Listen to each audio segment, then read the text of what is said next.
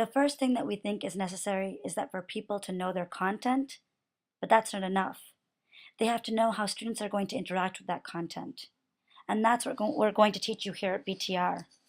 It's one thing to know the periodic table in and out, but to figure out how to get the 13-year-old boy who's thinking about a whole host of other things in front of you, to really understand that and to get it and be excited about it, that's the work. Another one, and this is my favorite one, is that we believe that teachers need to take the stance that students are sense makers. And I mean, they need to take the stance that students are always making sense of the world. I think that this is an easy sound bite to say, yes, I agree with it, but it is probably the hardest thing to take hold of and remind yourself of every day in the classroom. You know, when you are in front of a group of 20 students and there's 5 minutes left in your lesson and you want to move on because you need to teach another lesson right after, or you've got another group of students coming and somebody raises their hand and says something that feels as though it's totally out of left field, there might be a tendency to want to move on. But our job as educators is to figure out, I know this kid is trying to make sense of something, and they are, and my job is to figure out where they're accessing this information from, because that's the only way that I'm really going to be able to teach them this content. That is probably the biggest part of our job and the hardest part of our job, and it's different from traditional schooling that many of us may have experienced. Because in a classroom where students are making sense of the world, the people who are doing the most talking are the students. And you, the teacher, are less of an orator and more of a coach and more of a facilitator. You are creating an environment to have these rich, tough conversations happen. And these conversations might get mucky and kids might get more confused before they understand the concept, but this is how they really are going to hang on to information long term.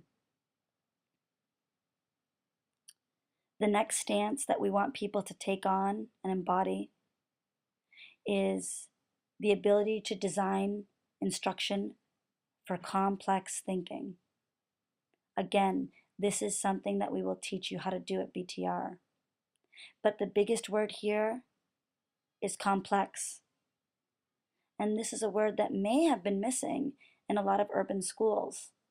But this one here, design instruction for complex thinking, assumes that the teacher truly believes that the people in front of them are capable of complex higher thinking.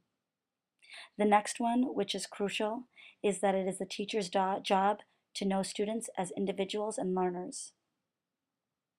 It is not enough to just know your student. You need to know what their home life is like, what their interests are, what motivates them, and then you need to know how they think about content. For an elementary school teacher, you have 20 kids, you need to know about how Johnny thinks about math and literacy, and it might be totally different.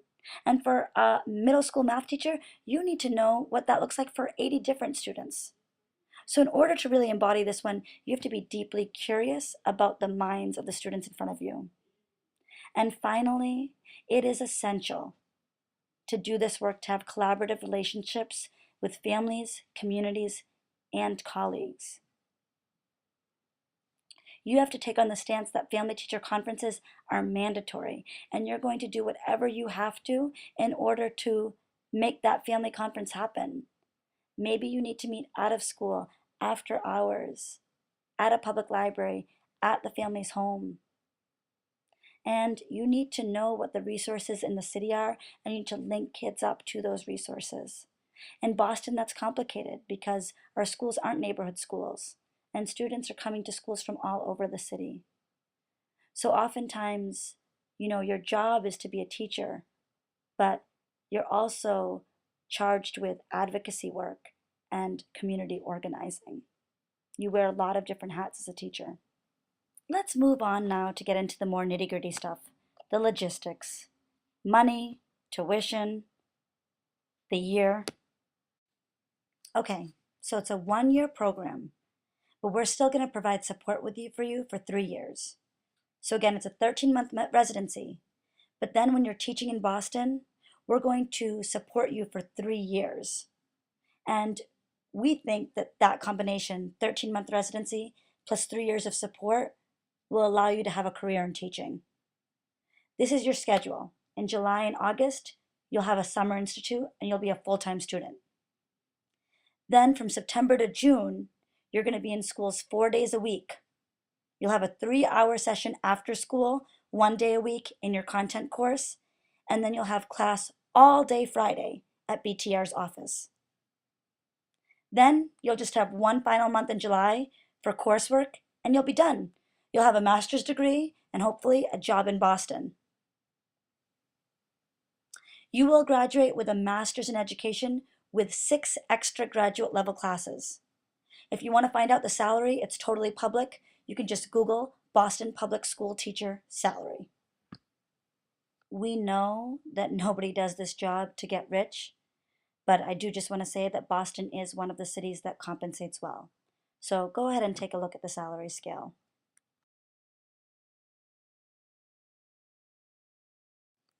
Boston Teacher Residency is also proud to be an AmeriCorps member, which means that when you do BTR, you'll also have done a year of service through AmeriCorps.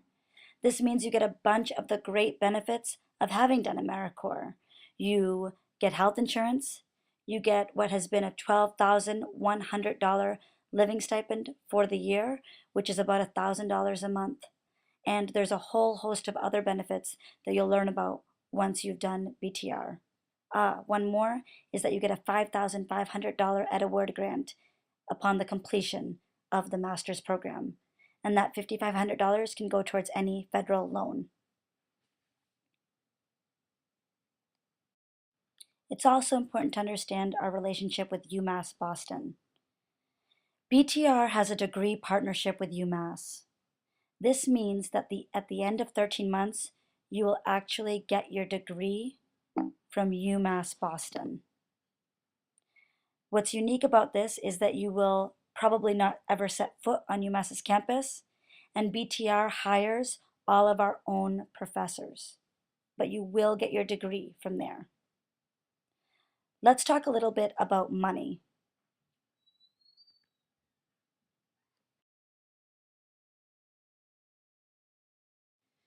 I'm going to try to say this stuff relatively slowly, just so everybody can digest it, and then I'll take questions afterwards.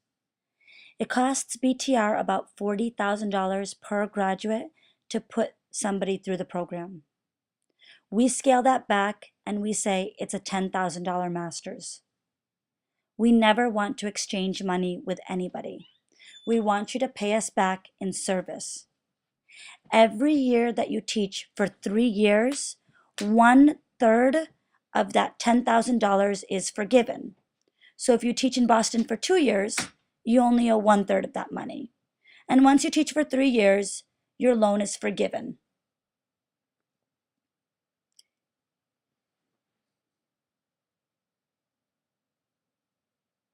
Now, UMass also charges a tuition. Their tuition has recently gone up to $8,000 total. You must pay UMass 3 times. You need to pay them each semester.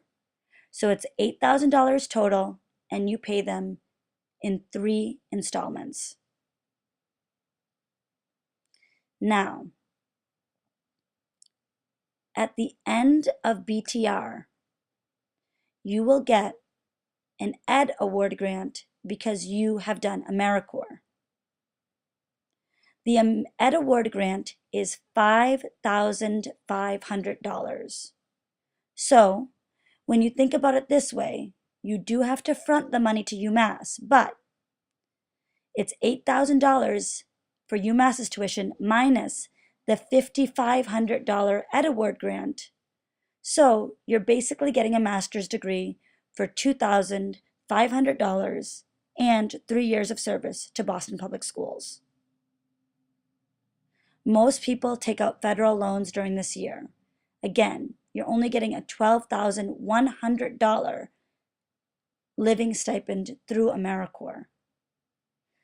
So most people take out federal loans, and most people need to take them out so they can pay that $8,000 to UMass. Please note that you can defer your other loans that you have during BTR because you're back in school. Finally, after teaching in Boston, you may be eligible to receive up to $17,500 in loan forgiveness. But you need to teach in Boston for 5 years in order to apply for this. You need to have taught in an area where there is a special education population and there is a certain percentage of free and reduced lunch in your classroom. Most people are eligible for this who teach in Boston. And don't forget, because we're an AmeriCorps program, you also receive health insurance. Let's pause for questions again. Okay, let's talk very quickly about the requirements to apply. You need to be a US citizen. You need to have your bachelor's degree by June. You need to complete the online application. You have to have your transcripts and recommendations complete. Your transcripts can be unofficial, and you can simply upload them onto our system. It's easy. If you get into the program, we will ask you to give us your official transcripts. Okay? Next thing is the recommendations. There's space for 3 recommendations in the online application. Get 5 in case one person doesn't follow through for you. It's an easy recommendation. It should only take 30 minutes. You plug in somebody's email address, they get an email, and they just have to answer 4 short answer questions.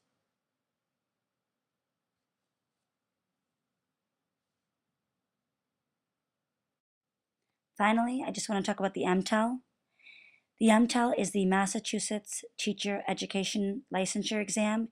Everybody has to take this exam in order to teach in Massachusetts.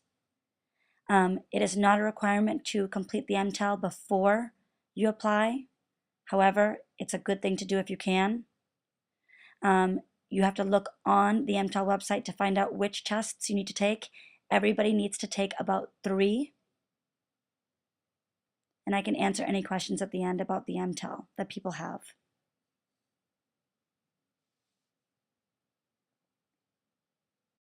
And finally, before we go on to questions, I just want to talk about Selection Day. After you apply to BTR, we will invite about half of the applicants back to a Selection Day. Selection Day is a mandatory part of the process. If you are invited to Selection Day, you will come to a school for the entire day. We will let you know where the school is, everything before the day. And it's basically an all-day interview. You will have 2 one-on-one interviews, at least. You will be asked to come prepared with a 5-minute mini lesson that you've prepared for a group of students. We'll let you know the age of the students before. It will be in the content that you want to teach. You will do a quick practice mini lesson, and you will get feedback on that lesson, and then you'll actually go in front of real students and do that lesson. The students will also give you feedback. You will also be asked to be a part of a group problem-solving activity. And then finally, you will need to take an on-demand test in your subject area. If you are an elementary resident, you will be asked to take a math test. Okay? So think about that for a second. I realize that there are probably a lot of questions. And after this slide, we'll just stop and answer questions.